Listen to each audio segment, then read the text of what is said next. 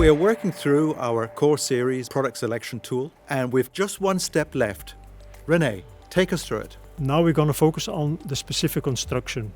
And these constructions can be valid for any product family, let's say. So, for example, in terms of tape construction, should it be a transfer tape, a single coated tape, or a double coated tape? So all these different types that I'm sure you're familiar with. Also, the grammage will be important. That is very much linked to the surface characteristics, the topography, if you want. Going from, for example, a simple version where it's only smooth and flat to something which is irregular, or very rough, or even curved, and those parameters can all come into play.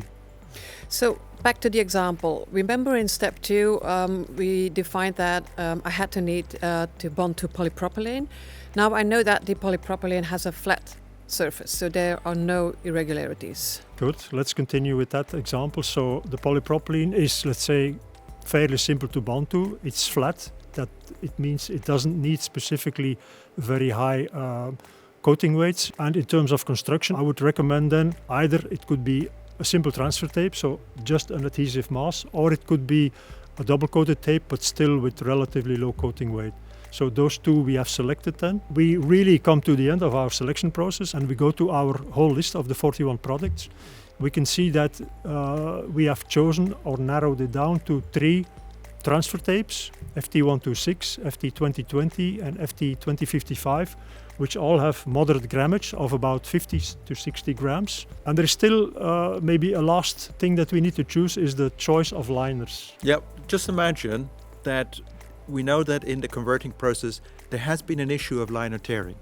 What would we do here? The conversion process is important to take into account. So things like die cutting or how is the liner going to be removed. The tear resistance of the liner is important. Then it would be more beneficial to go for a plastic liner with a product like FT2055 instead of the 2 other products which have more standard paper liners. So I think we have come really to the end of our process and we have selected our product that we really think is going to do the job. And obviously the more we know about the final application, the finer the selection can be, the more detailed the selection can be. We could have gone with 3 products and tried the 3, but by knowing more about the process, we can be more specific about a single product. Now that's great. So we've taken people through the 4 steps.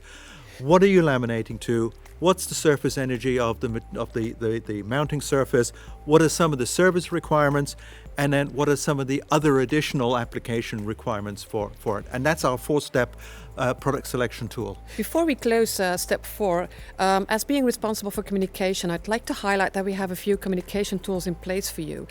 We have a sample binder. The sample binder includes an A4 sample sheet of each of the 41 products together with a technical information sheet which you can use for on-site prototyping. And we also have a brochure which is a printed version of everything that we covered in the previous modules, so that takes you to the 4 steps. And in addition we also have an application, so an app that you can download from our website or from the App Store, which also takes you through the 4 steps.